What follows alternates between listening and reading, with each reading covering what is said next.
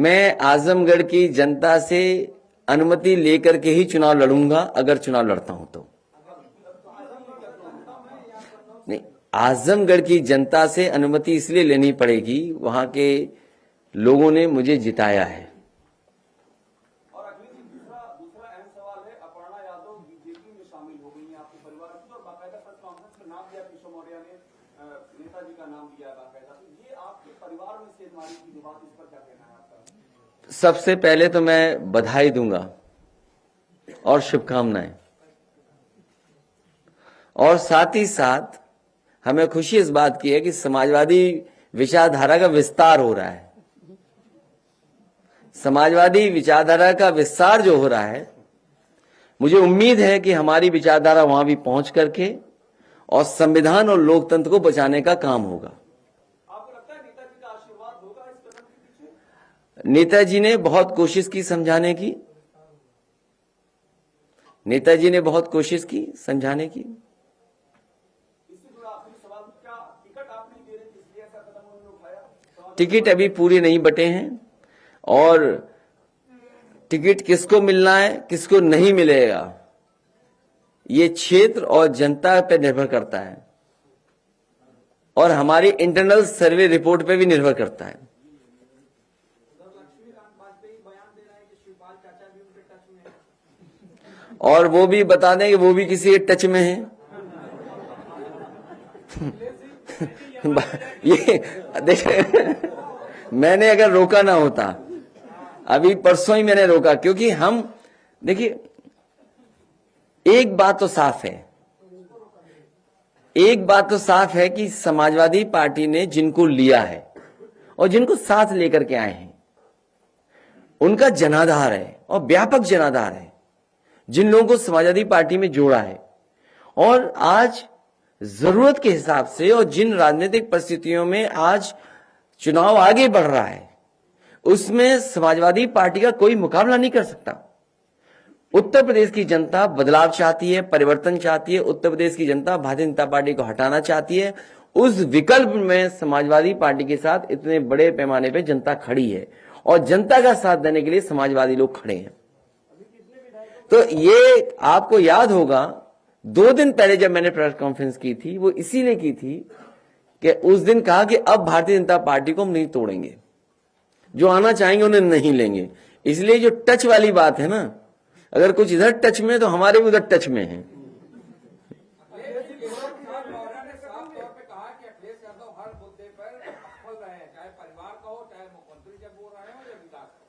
उनका एक प्रिय काम था जानवर की स्वस्थ रखना, एक जमाने में उनका बहुत प्रिय काम था ये। पूरे उत्तर प्रदेश के जानवर आज भूखे हैं, खासकर गाय मां। आप में से पत्रकार साथी किसी गांव चले जाइए आप, गाय मां भूखी हैं, और जो गाय मां को भूखा रखता है उससे पाप पड़ेगा। इस बार भारतीय जनता पार्टी पे गाय मां का पाप पड़ने जा रहा है। अखिलेश जी, गोरखपुर में कोई बड़ा नाम है, वो कब पार्टी में शामिल होगा? अभी टच वाली बात चल रही है। कौन किसके टच में है?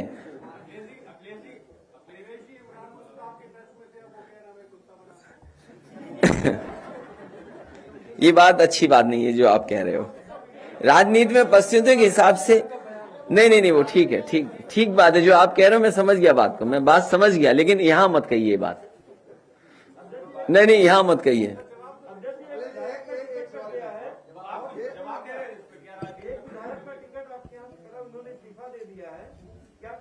कौन विधायक?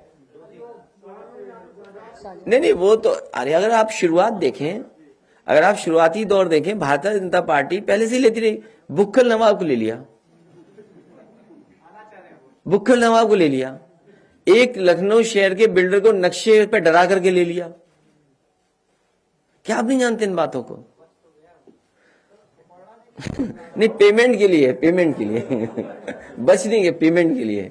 वहां कहां बुक्खल नवाब जेल जा रहे थे बताइए? उसके बाद वो लड्डू खा रहे थे, सिमैया खिलवा रहे थे सबको। तो ये पता नहीं कि बुक्खल नवाब कब वापस आ जाए।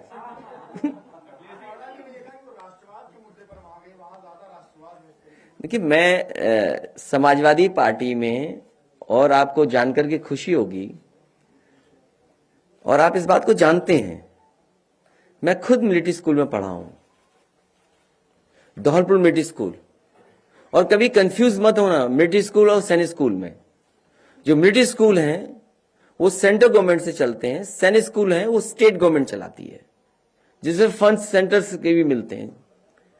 मिलिट्री स्कूल में बचपन से लेकर के मैंने 7 साल गुजारे हैं। आज भी पूरे देश की सीमा उठा करके देख लीजिए, कहीं ना कहीं मिलिट्री स्कूल का पढ़ा हुआ ऑफिसर वहां पर लगा खड़ा मिलेगा आपको। हमारे साथ के वो लोग हैं जो सीमा पर आज भी खड़े हैं, और कई ऐसे लोग हैं जिन्होंने हमें कमांड किया। जब स्कूल में थे हम, तो हम लोगों को कमांड करते थे। वो हमारे स्कूल कैप्टन हुआ करते थे। वो प्रेसिडेंट के एडीसी रहे हैं, और 2 बार रहे एडीसी प्रेसिडेंट के नारायणन जी जो थे उनके एडीसी 2 बार रहे वो। और दुर्भाग्य यह है कि जब राष्ट्रपति भवन से वो हटे, वो इतने अच्छे अधिकारी थे कि उन्होंने मुकाबला किया आतंकवादियों को, वो शहीद हुए। जब मैं मिलिट्री स्कूल गया तो उनकी याद में वहां चीजें रखी गई, और आज वहां पर उनके याद में प्रतिमा लगी है धौलपुर मिलिट्री स्कूल में। एक और हमारे सीनियर थे। जब मैं स्कूल में गया, तो उस समय जो कैप्टन थे, स्कूल कैप्टन, वो सॉर्ड ऑफ ऑनर उन्होंने लीड किए आरडीसी की परेड। आज दुनिया के अमेरिका में बहुत बड़ी कंपनी में काम कर रहे हैं।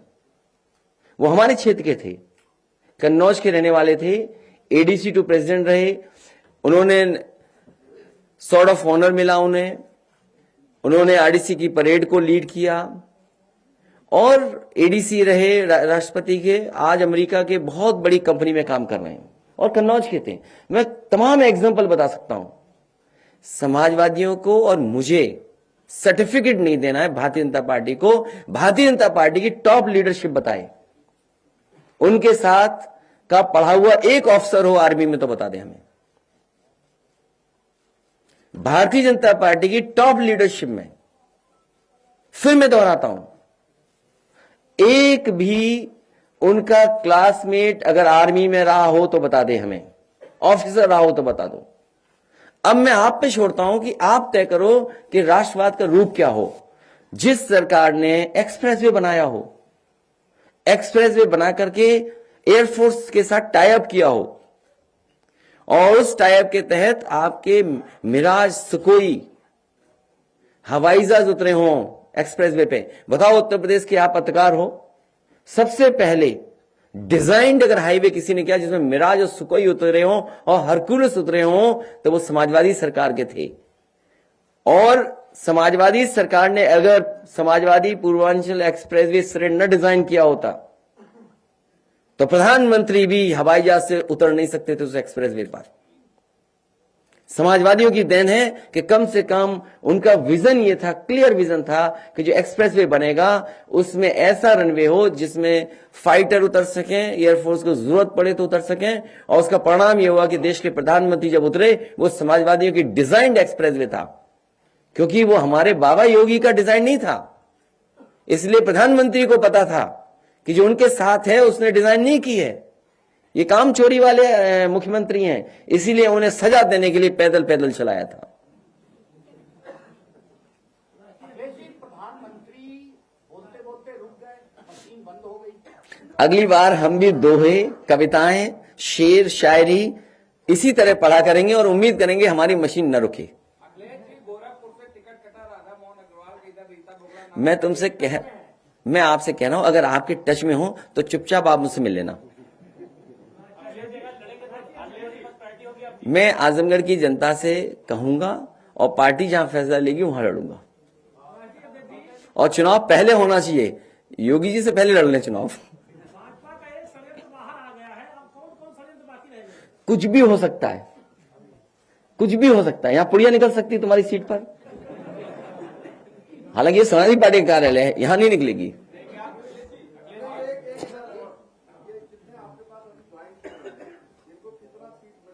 नहीं, ये सीट वाले लोग नहीं है, ये मुद्दों के आधार पर समाजवादी पार्टी के आंदोलन को आगे बढ़ा रहे हैं और समाजवादी पार्टी की लड़ाई को मजबूत कर रहे हैं, क्योंकि वो किसान आंदोलन में रहे लगा था। किसान आंदोलन में रहे लगातार। अच्छा ठीक, बुलवा देते हैं, आप बोले दे दीजिए, एक बार उन्हें बोलने दो ना, तब तो और बन बना लो। सर, राम हृदय चमार आपके मंच पे है, इनको योगी आदित्यनाथ ने खुद ज्वाइन कराई थी भारतीय जनता पार्टी, इनको एक सदस्य बनाया था। आज एक बहुत बड़ा विकेट समाजवादी पार्टी के पास आया। अरे विकेट नहीं गिरा रहे, विकेट और गिरा सकते हैं हम। नहीं, बैठिए बेटा, आप अगर भानु प्रताप जी बोलना चाहें तो बोल सकते हैं। ये योगी जी के बहुत ही करीबी रहे हैं सर। बहुत बहुत शुक्रिया अध्यक्ष जी। देखिए, हमारी पार्टी राष्ट्रीय जनहित संघर्ष पार्टी समाजवादी पार्टी के साथ गठबंधन में शामिल है। हमें कोई सीट नहीं चाहिए, ये स्पष्ट रूप से हमने माननीय अखिलेश यादव जी से कहा है, क्योंकि लड़ाई देश को बचाने की है। देश बहुत संकट में है और अगर इस समय बीजेपी को जड़ से उखाड़ के नहीं फेंका गया तो देश में बहुत बुरी स्थिति हो जाएगी। उसके लिए हम समाजवादी पार्टी और विशेषकर माननीय अखिलेश यादव जी की नीतियों से प्रभावित होकर हम उनको इसमें पूरा सहयोग दे रहे हैं और पूरे चुनाव में लगातार प्रचार करेंगे ताकि बीजेपी को पूरी तरह से धराशायी किया जा सके। तो हर किसी को ये स्पष्ट होना चाहिए। हमारे विषय में आप जानते हैं, किसान आंदोलन में हम रहे हैं, सीएनआरसी के आंदोलन में लगातार सरकार की गलत नीतियों के खिलाफ पुरजोर तरीके से आवाज उठाई है, आगे भी ऐसा ही करेंगे। बाकी माननीय अध्यक्ष जी जो जिम्मेदारी गठबंधन के रूप में हमें देंगे उसका पूरी ताकत से निर्वाह करेंगे। बहुत बहुत शुक्रिया। हृदय राम जी भी बोल दें आप, क्योंकि उन्होंने हमारे पत्रकार साथी ने याद दिला दी ये सब बातें। बहुत बहुत धन्यवाद राष्ट्रीय अध्यक्ष जी, आपने 2 शब्द कहने का मौका दिया। सबसे पहले संत शिरोमणि गुरु रविदास जी को नमन करते हुए, बाबा साहब को नमन करते हुए, डॉक्टर लोहिया जी को नमन करते हुए, आज मैं भारतीय जनता पार्टी को छोड़ करके माननीय राष्ट्रीय अध्यक्ष जी के नेतृत्व में समाजवादी पार्टी ज्वाइन कर रहा हूं। भारतीय जनता पार्टी संविधान खत्म करना चाहती है, आरक्षण खत्म करना चाहती है, दलित विरोधी काम कर रही है, सरकारी नौकरियां खत्म कर दी है, जो बाबा साहब के बदौलत हमको आरक्षण और संविधान मिला था उसको खत्म कर रही है। इसलिए मैं सरकार को छोड़ करके और भाजपा को छोड़ करके माननीय अखिलेश यादव जी को, समाजवादी पार्टी का समर्थन कर रहा हूं अपने संत शिरोमणि रविदास महासभा की तरफ से, दलित समाज की तरफ से, कि आपकी सरकार बनेगी, हमारा समाज सुरक्षित रहेगा, हमारा संविधान सुरक्षित रहेगा और बाबा साहब सुरक्षित रहेंगे, संत शिरोमणि गुरु रविदास सुरक्षित रहेंगे। बहुत बहुत धन्यवाद। जय भीम। चलिए, बहुत धन्यवाद आपका।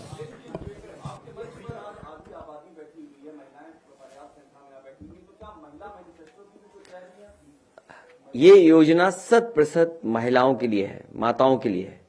आने वाले समय में जब मैनिफेस्टो आएगा तो आप देखेंगे समाजवादी पार्टी के मैनिफेस्टो में बहुत सारी योजनाएं ऐसी होंगी जो सीधी सीधी महिलाओं से, माताओं से, बहनों से और बेटियों से जुड़ी हुई योजना होंगी।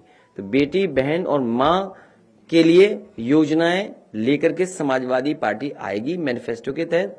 और बहुत सारे आप में से लोग जानते होंगे कि सबसे अच्छी स्कीम 1090 अगर किसी ने शुरू की थी तो वो समाजवादी सरकार में शुरू हुई थी। उसको आज खत्म कर दिया गया है, बजट नहीं दिया जा रहा है, चौपट कर दिया गया है। वो ऐसी योजना थी जो हमारी बहनों और माताओं की मदद करती थी। परिवार की जगह कार्यकर्ताओं को टिकट में तरजीह देने की जो नीति है, क्या उसके चलते पड़ा या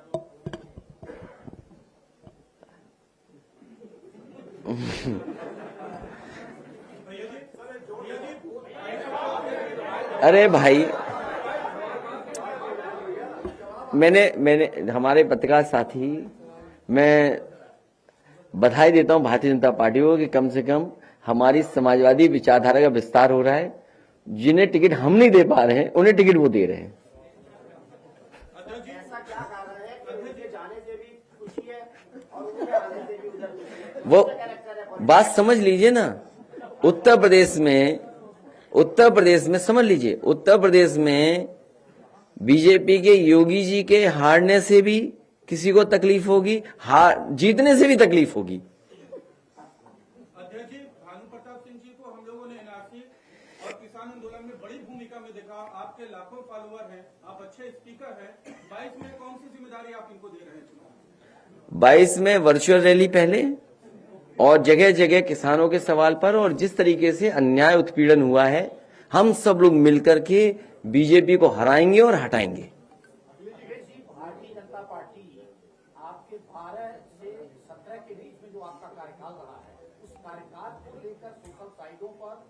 प्रचार के माध्यम से और अपने कार्यकाल को लेकर एक नकारात्मक चीजें लगातार जो है वो जनता को भेज रही है, इस पर क्या कहेंगे? दोनों चीजों की मैं आपसे निवेदन करूंगा और आप इस बात की जानकारी कर लेना, सबसे ज्यादा घटिया अगर प्रचार और झूठा प्रचार सोशल मीडिया पे और व्हाट्सएप पे कोई कर रहा है तो भारतीय जनता पार्टी है।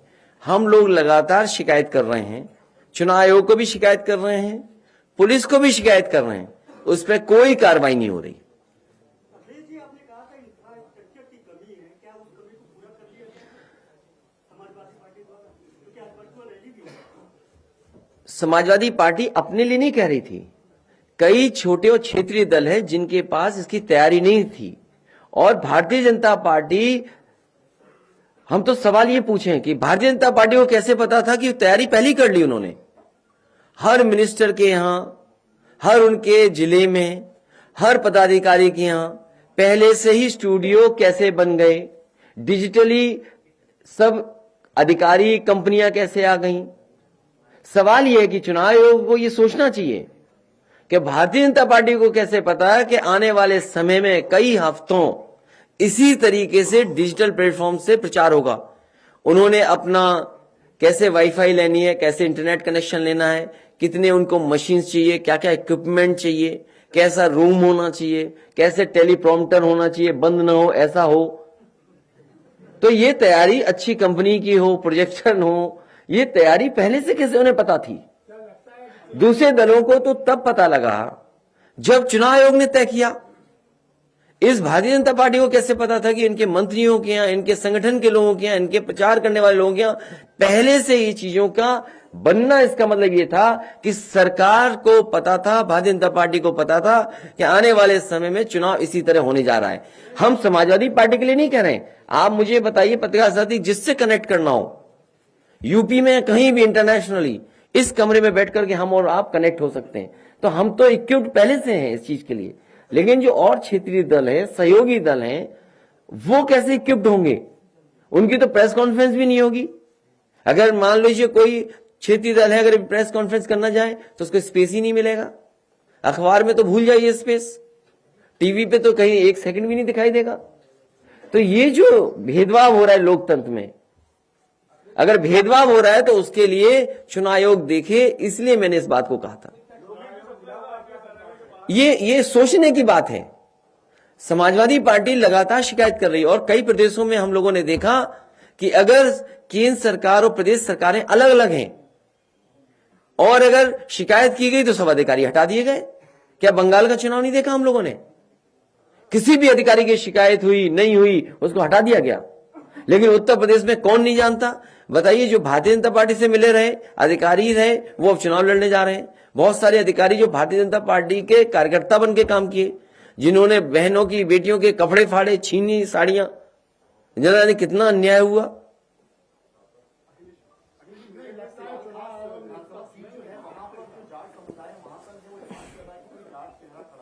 अरे इसकी आपको क्यों चिंता होनी चाहिए? ये तो गठबंधन है, किसी जगह टिकट मिलेगी, किसी जगह टिकट नहीं मिलेगी किसी को। और गठबंधन में यही होता है कि हम एक दूसरे का सहयोग करें।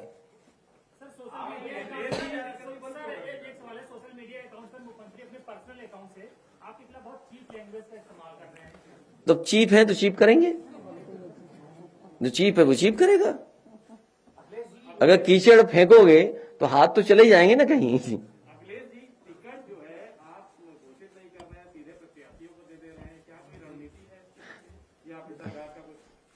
नहीं, भीतर का आज के जमाने में क्या है, जो जिसको फॉर्म मिलता है वो फेसबुक पे डाल देता है 1 सेकंड में। आप अगर चाहते हो तो हम जारी कर देंगे। हाँ, बहुत जारी कर देंगे। ठीक है, हम पत्रकार साथियों का ये सुझाव मानते हैं। समय समय पे हमें सुझाव मिलते हैं, उनको अपनाते हैं। लेकिन कम से कम हमसे आप बातचीत भी करते हो। दूसरी प्रेस कॉन्फ्रेंस में भी कोशिश किया करो ना बातचीत करने का। अपने साथियों से कहा करो कि भाई बातचीत तो करो कुछ। तो ये आपका सुझाव ठीक है कि सूची जारी हो तो सूची जारी होगी, बिल्कुल सूची जारी होगी, पूरी जारी होगी। क्या मिली मुझे खुद नहीं पता।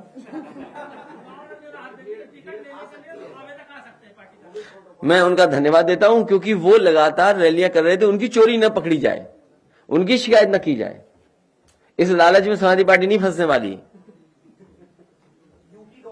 बीजेपी की शिकायतें देखी कितनी हुई, कैसे कर रहे हैं सब कार्यक्रम। यूपी गवर्नमेंट ने 2 बड़े इन्वेस्टर समिट किए जिसमें करोड़ों रुपए खर्च किए और दावा किया कि 4 लाख से ऊपर इन्वेस्टमेंट हुए हैं उत्तर प्रदेश में। इसको क्या देखेंगे, किस तरह? मुझे याद है इन्वेस्टर मीट हुए तो गमले चोरी हुए थे, गमले कोई चोरी कर ले गया। और जो एमओयू हुए हैं, यही तो दुख है इस बात का। दुख यही है कि भारतीय जनता पार्टी अपने इन्वेस्टमेंट को नहीं बताना चाहती। 1 डिस्ट्रिक्ट 1 प्रोडक्ट के तहत किस जिले में और किस प्रोडक्ट के लिए कितना बजट दिया, ये नहीं बताना चाहती। जब एमओयू हुए सोलर एनर्जी के, तो उसमें आपने बजट कितना रखा, ये नहीं बताया। तो आखिरकार भारतीय जनता पार्टी बताए कि इतने बड़े पैमाने पे एमओयू साइन हुए, इतनी बड़ी बड़ी तैयारी के साथ इन्वेस्टमेंट मीट हुई, वो जमीन पर क्या उतरा है, कारखाने कहां लगे, उद्योग कहां लगे, क्या हवा हवाई रहे। और फिर ये आदत कहां से लाए चोरी करने की। जो इनके विकास के विज्ञापन थे वो सब चोरी की तस्वीरें। कारखाना अमेरिका का, फ्लाईओवर बंगाल का, आपका एयरपोर्ट चीन का। इनसे ज्यादा झूठ बोलने वाली पार्टी कोई नहीं है। ये झूठ के फूल हैं।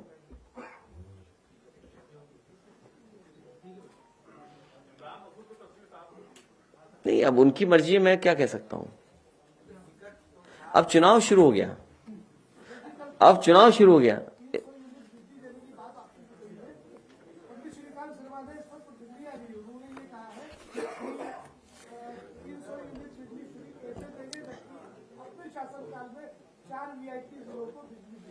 देखिए, भारतीय जनता पार्टी जो बात कहे, एक बात मान के चलना, झूठ बोल रहे हैं।